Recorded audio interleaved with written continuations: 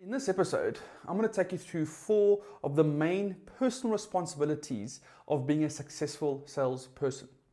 Now, this episode is a foundation episode, so in the following 8 episodes in this particular series, I'm going to then explain how to perfect these main 4 personal responsibilities.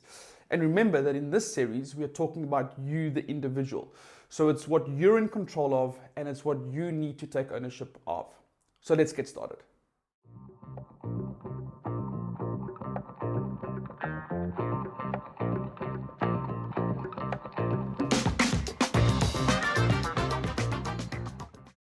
Personal responsibility number 1 is that you need to build an authentic trust between yourself and your customer. Because trust is the foundation of every transaction. The higher the level of trust, the stronger the transaction is going to be.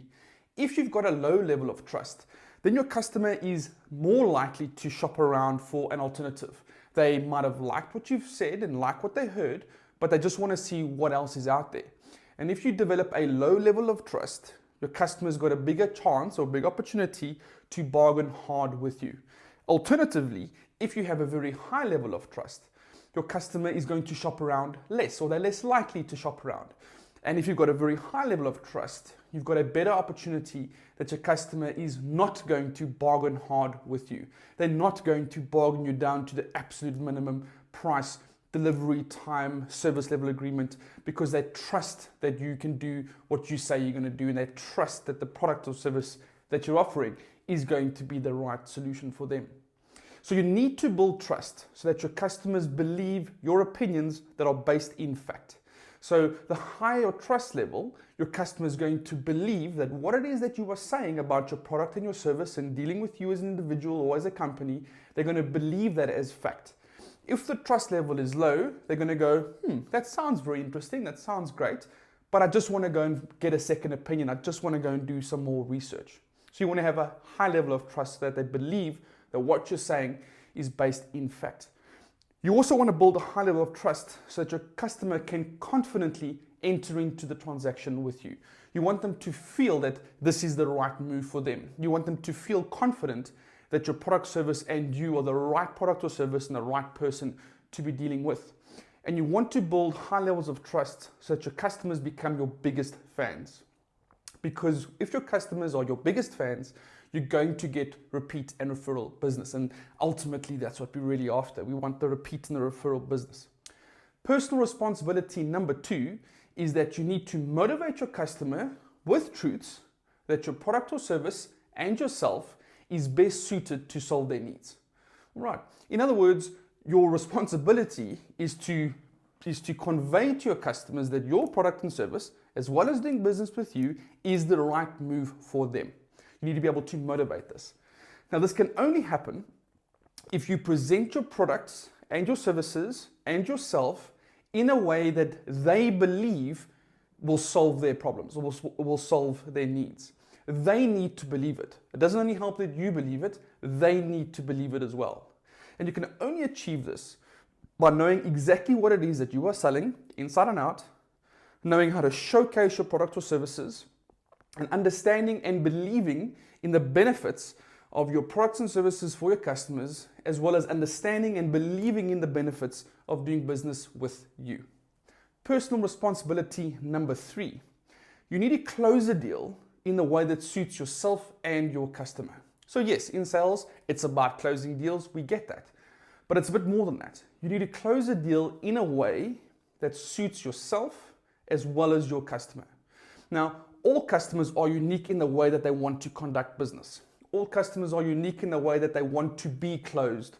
So you need to learn when to close, and you need to learn how to close with a whole variety of different types of customers. Your responsibility when it comes to closing is that you need to close a deal in a way that obviously suits and is in line with you and your business, and is also acceptable and pleasurable to your customer. Now, sometimes this will mean that you have to say the words "no deal," because if the deal doesn't suit yourself or your business, then it can't be a good deal. Now, this might be due to a price point, that you can't agree on a price point that suits both of you.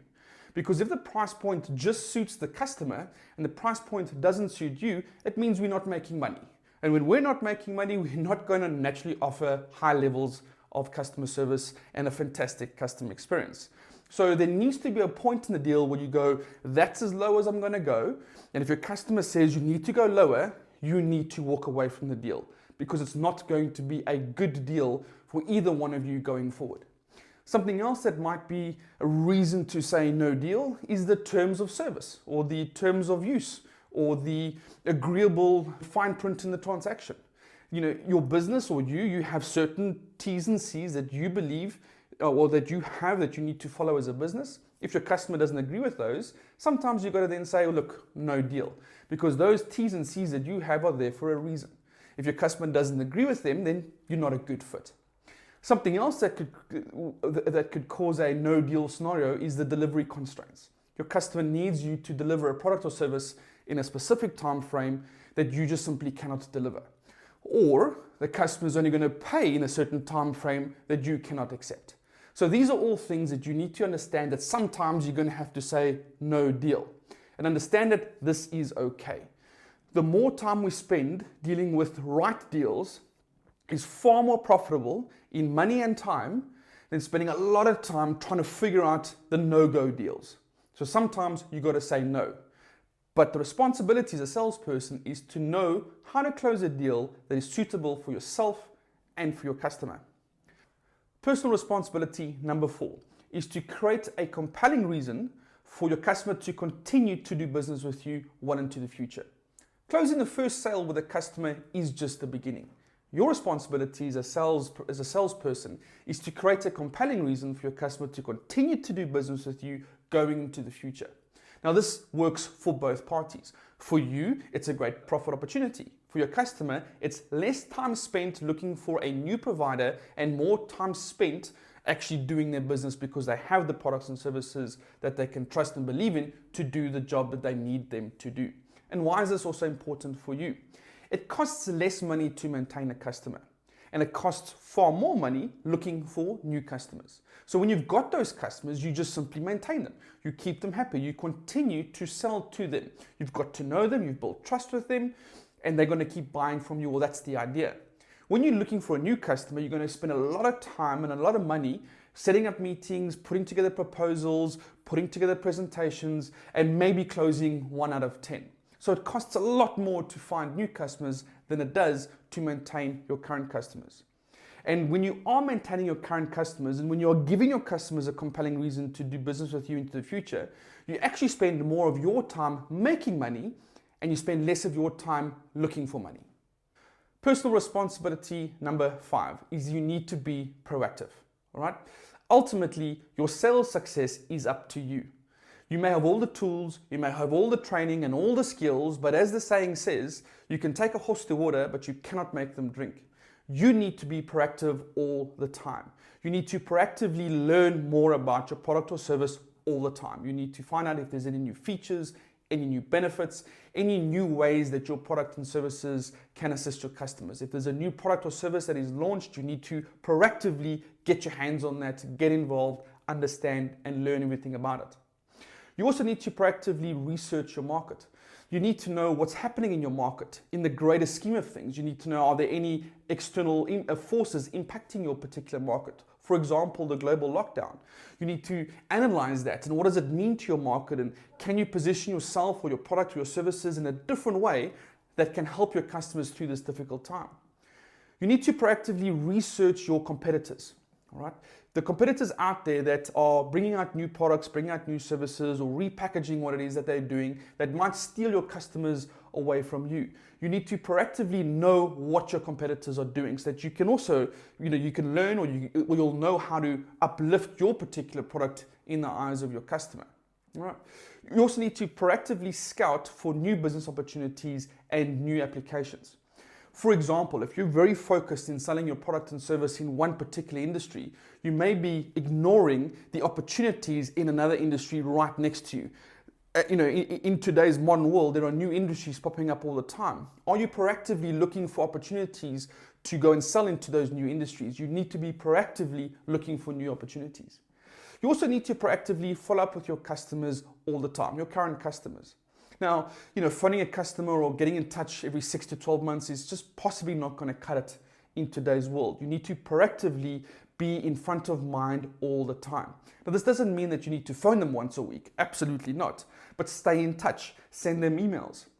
Send them some product information or service information about a new offering that you guys may have. But proactively follow up with all your current customers. Last but not least, you need to proactively improve your sales techniques all the time. You need to sharpen the saw, as they say. How do you do this? You need to research sales techniques. You need to practice your sales techniques, your closing techniques. You need to revisit the way that you do things, the way that you conduct your business. You need to proactively want to improve the way you sell all the time.